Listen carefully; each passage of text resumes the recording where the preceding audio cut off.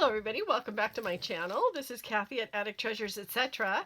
And today I want to do some more working with book pages and magazine images and making some journal cards, maybe a tag. So I'm working on my journal, this journal from my cousin who has been dealing with some health issues that if you watched my last video, you know what I'm talking about. But I want to send it to her as a surprise. So I wanted to make some more journal cards to go in the journal. And I'm going to be using some of these book pages that I pulled out from when I was doing an altered book journal. So what I'd like to do is start with this page, which has a nice, pretty solid block of text, which is what I like in order to have the best background. So I want to show you how I create these backgrounds and then what I do with them once I've done painting on them. So I'm going to use the Yasutomo paints, and I do have a link to them in the description below. I found this one at Michael's, but I also just ordered another one off of Amazon. So, and it's, you know, it's really reasonably priced, I think. So what I'm going to do is I'm going to take some magazine images, and I like to get, you know, for magazines, I really like Victoria Magazine because it has a lot of really good photography and beautifully painted ads, I guess you would say, beautifully illustrated ads, and also just some absolutely gorgeous photography. And a couple of years ago, we were at a big community garage sale, and this one seller had like this big crate full of old Victoria magazines, and she was only asking like 10 cents a piece for them, so I bought several. I may have bought all of them, I can't remember. But anyway, so I just went through some of my stash and pulled out these two. So what I need to do now is figure out what colors from my, these are metallic paints, metallic watercolors, and I want to figure out which colors I want to pull out. First of all, which one do I want to use? I think I'm going to use this one here. So I'm going to pull out some colors that kind of look like a sunrise. So why don't I get started? Just have my little cup of water here, paper towel. And for a sunrise, let's see, I'm going to start with a deep blue. And this is, I don't know if you can see this one, but it's way up here in the corner. Let's see. And I'm just going at an angle like this. And these paints seem to work better. You know, obviously the more paint you have on them, you know, that you can lay on, the better. The reason I'm going at an angle is because I want it to contrast with the text block. So we're just going to put some deeper, you know, just graduated colors of blue. And then once it dries, it starts looking more metallic. And I put another coat on. Now I will be cutting off the margins, but you want to go ahead, or at least I do when I'm doing this. There's no one right way or wrong way, obviously, because it's art, you know. We do what we want. But I want to use the margins because you know, they look really pretty when they're stamped on. In fact, I'll show you an example. So this is one that I just finished this morning, and this is the margin that I cut off of the text block and stamped on there the words "You are cherished." And I just think it looks really pretty with the plain background, but with the paint on it, so it kind of stands out from the text block. So that's why I like to paint all the way to the margins, and I don't cut them off before I paint. Okay, now we'll go to a little bit lighter blue. I'm working in a really small space.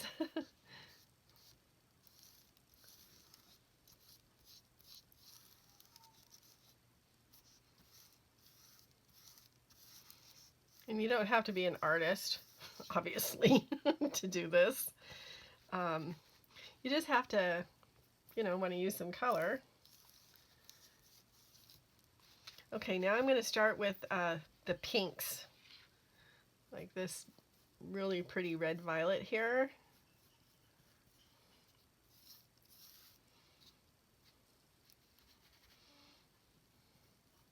And these will show up much better once they've been dried and a second coat has been added. But this is just the beginning.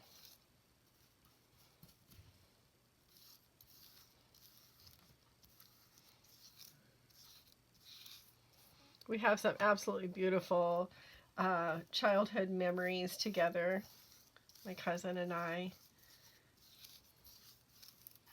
Going to my grandma's cottage in Michigan. And as I explained in my last video, if you had a chance to see that one, the cottage was extremely rustic. it, it wasn't like this fancy cottage. It had a screen porch, I remember, and I loved it because I always got to sleep on the screen porch, or which made me feel really special. And it didn't have a lot of amenities as far as that goes. There was no bathroom inside the cottage. Let's see, what do I want? Oh, I'll maybe do some yellow. There was an outhouse, but somehow that inconvenience, I guess, sort of added to it when I was a child, or added to the charm of it. I don't know. Who can think of an outhouse as being something of a cherished memory? But it was. It's kind of weird. Not that I'm a fan of outhouses, because I'm definitely not. Okay, I'm going to dry this off and then be right back, and we'll put on some more color. Okay, so this is nice and dry, so I'm going to keep putting on colors. And I'm going to start back up there with with this deeper blue. So today is Tuesday, and my husband tells me that my new paints are going to be coming on Thursday, so that's good. Look forward to that.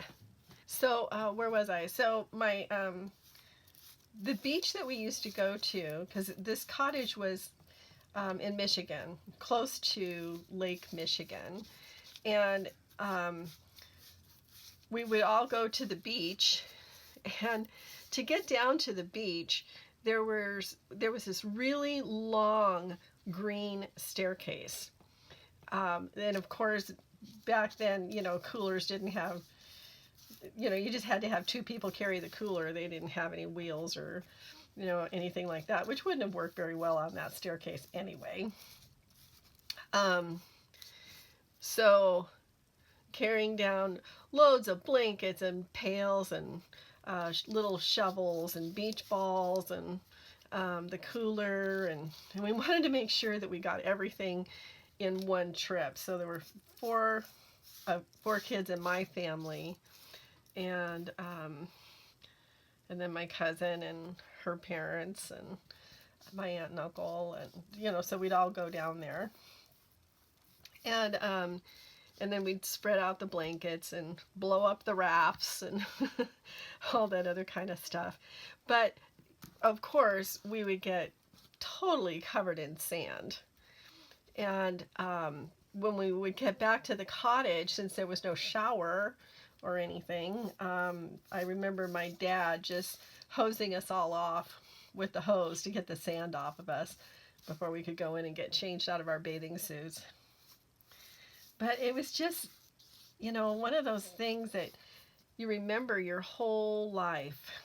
And my grandmother would make Swedish pancakes in the morning, and she always woke up like at the crack of dawn, right around 5 o'clock. And so my brother and I would get up, and we would go sit with her in the kitchen, and she'd make us coffee. Well, we were only maybe 5. I might have been 5 years old, and my brother a couple years older. So my grandmother, of course, wouldn't give us a lot of coffee. What she did is she gave us a little bit of coffee and mostly cream. But it was something that was just so special. I'll just never forget that. Sitting at the little kitchen table, drinking coffee with Grandma. And then she'd make Swedish pancakes for everybody once everybody else got up. Wonderful, wonderful memory. Oh, and as soon as it was light out, my brother and I would go out to the blackberry bushes, because there was like tons and tons and tons of blackberry bushes, which I'm sure my grandmother thought was a nuisance, but we would go out and gather blackberries for the Swedish pancakes to roll up inside. Okay, another dry session, and I'll be right back. Okay, so I'm satisfied with the amount of paint that's on here, and I just love that pearlescent sheen that comes with it. Okay, or that it produces. Now, I recently bought several pairs of tights on Amazon, and what is wonderful about them is that they came with these little cardboard inserts, which or it's not really cardboard, it's more like cardstock, which to me is like a raw journal card or a raw tag. And also these little gift bags that they came in, which will be perfect for tucking into, you know, in with a journal that you're sending to somebody to add some extra little goodies. So I'm going to take this one. It's long and narrow, and it will fit my image just fine. And I'm going to cut off the margins of my text block here from my book page. And as I said before, I'm going to save the margins because they work really well for adding phrases to, or you know, anything that you want. You can write on them, or use some of the connectable stamps, which I'll show you in a moment.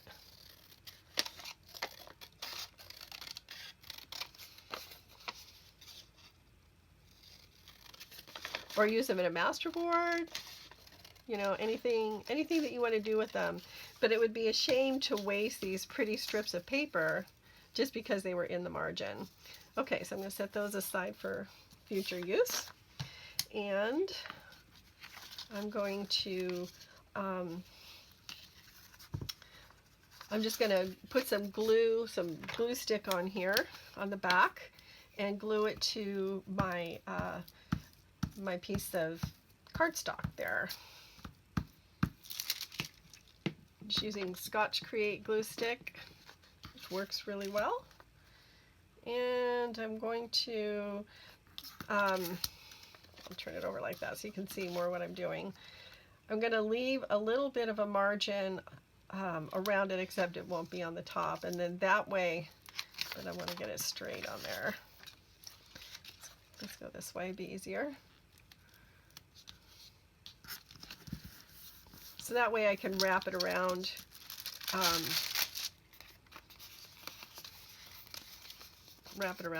the tag. So I'm going to use this little roller that I get at the Dollar Tree in the personal care section.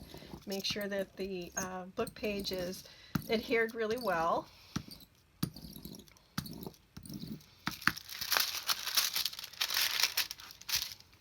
And then cut off the bottom. So that can be used as a pocket or something. Set that aside. And I'm going to go over right around the edges. Actually, I should have done this part first.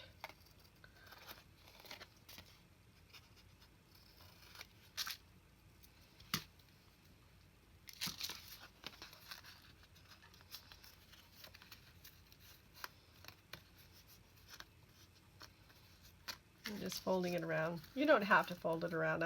I just am because I think it makes the edges a little bit stronger. I have a scrap of this paper, which I'm going to use. I'm going to use my craft knife just to make sure I get a nice straight edge. I'm not necessarily very good at cutting a straight edge with scissors, so I'm not going to chance it.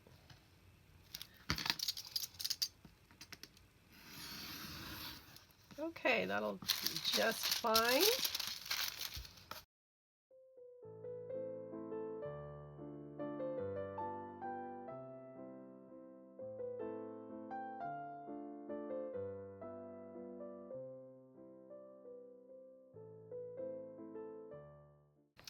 Okay, now I'm going to take it to my sewing machine and I'm going to sew around, and then I'll come back and we'll get on to the next part of this project. I'm done sewing it around, and as you can see, I didn't do any kind of a straight stitch. I did kind of crisscrossy and sort of wiggly woggly, and for a couple of reasons. One, because I like the way that it contrasts with the straight lines of the text and the diagonal lines of the paint, and also to show everybody that if you've never sewn before, you don't have to worry about sewing a straight stitch, because you don't have to, because it's art. Who cares? Okay, so now I'm going to use my little corner chomper and round the edges a little bit. I have a link to this below as well. It is a worthwhile investment in my opinion. And maybe, I think it's Amazon Prime Day, so you might even be able to get it on a good deal on Amazon. But it's from We Are Memory Keepers. It's called a Crocodile Corner Chomper, and it has a 1/4 inch radius side and a 1/2 inch radius side, depending on how big you want your corners, or how you want your corners to look. Okay, so now I'm not going to ink the back. I may not ink it at all. So, oh, actually, I wanted to use this because when you sew through, it pushes the paper down, and then you get these little bumps on the back. So I use this to smooth down the bumps, and it does a really good job so that you can't even hardly feel them anymore. And it just makes it look nicer, I think, so that you concentrate on the stitching and not on the bumps. You know, and it's probably $1.25 now that they've raised their prices, but it's just been a really handy tool. Okay, so now for my image that I want to put on the front, I'm going to use this gal because, number one, she's gorgeous, and number two, it just makes me think of my cousin and how inside I know that she wants to be this lady. And so I'm just going to cut her out the best I can. And if you've watched my channel before, you know I don't use any kind of fancy scissors to do any fussy cutting. I just use these shears that I got at the Dollar Tree, and I was really impressed. I had another pair of scissors that I liked as well, but we went on a camping trip in our motorhome, and I brought some crafting stuff to use, or to play with while we were out. But I stupidly forgot my scissors. Who forgets their scissors when they're taking a bunch of stuff to go crafting and on your camping trip? Well, me, apparently. So we made a trip over to Dollar Tree, and I thought, oh well, I guess I'll just use these. And I've been really happy with them. So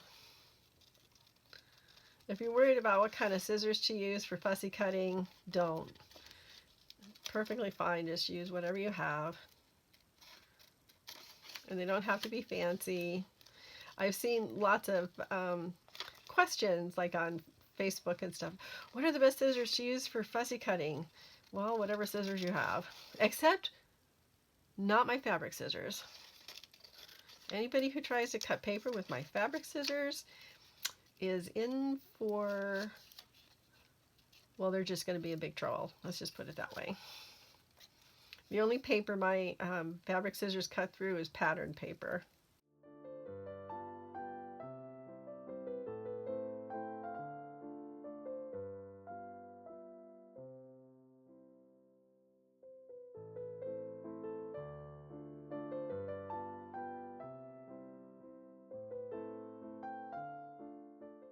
Whenever I'm doing fussy cutting, I always think about when I was in first grade, and this comes to my mind every single time I do fussy cutting.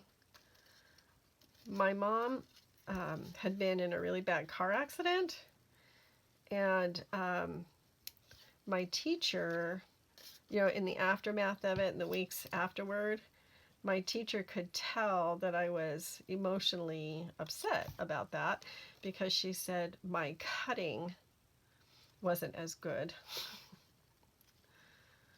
My scissor craft. So I think about that every time. I don't know.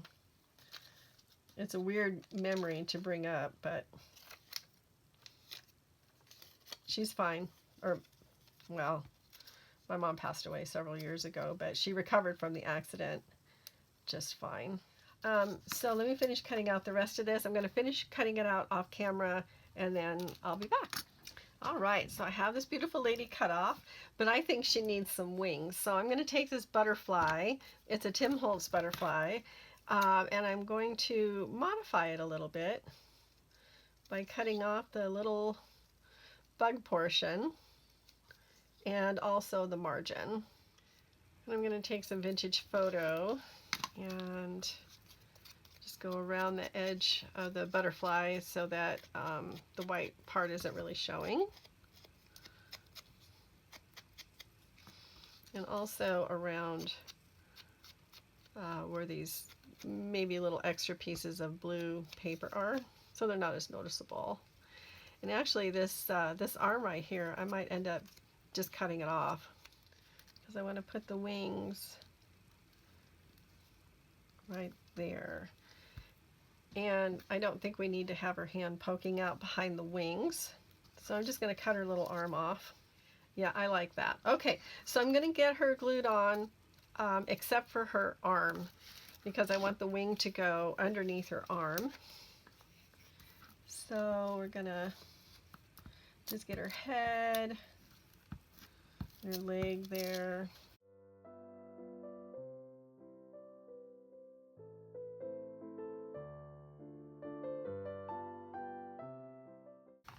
And then art glitter glue for the wing because it's a little bit more substantial paper. This is a cardstock feel to it. So book pages are a lot of fun to work with in a junk journal. They're really versatile.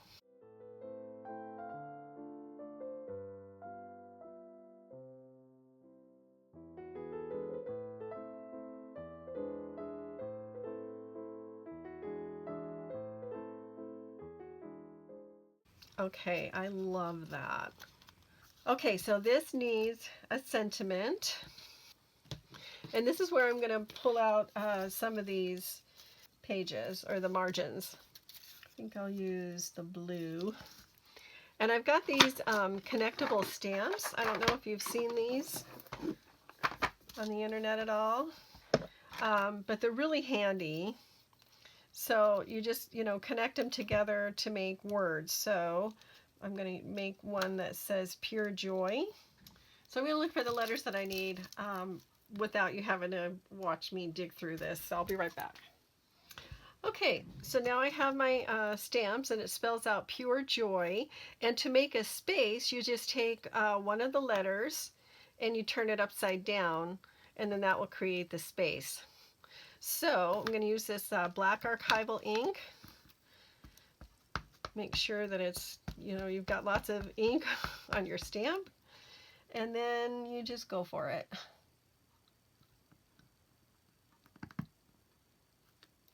Oh, awesome. Okay, so that worked out just fine. Now I'm just going to trim it down.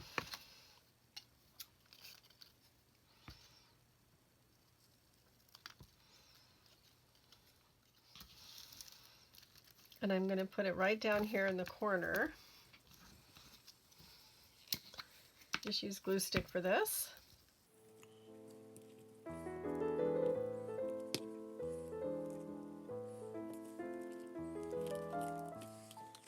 And then to finish it off, I have some of this eyelash trim, and it's a really pretty eyelash trim. It's in these golds and blues in graduated colors, and I just thought that it would look really pretty up here in the corner. So I'm going to use some art, or whatever this stuff is, Fabri-Tac. I'm going to put a glob of glue here in the corner. And these are the perfect colors to have with this. And then I wanted to take this little flower trim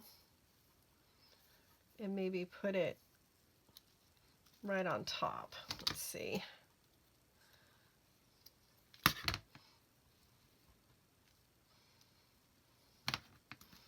Yeah, I like that. Okay, so let's put another little glob of glue there. And then I think it needs a little bit of bling right there in the center. So let's do these. I have this little case here full of these little round jewel things. Yeah, I think I'll use that color. And this is always the hardest part for me, trying to get glue on the bottom. Love this. Oh, I do. I really love this. So I'm going to call this done. I hope you liked it. These are super simple to make and super fun. And you don't have to have the metallic paint. I just happened to pick it up one day and I really like using it. So again, I really hope you liked it. If you did, please give me a thumbs up and subscribe if you haven't already. And if you have, welcome back. And I'll see you in my next video. So always let the serendipity find you. See you next time. Bye-bye.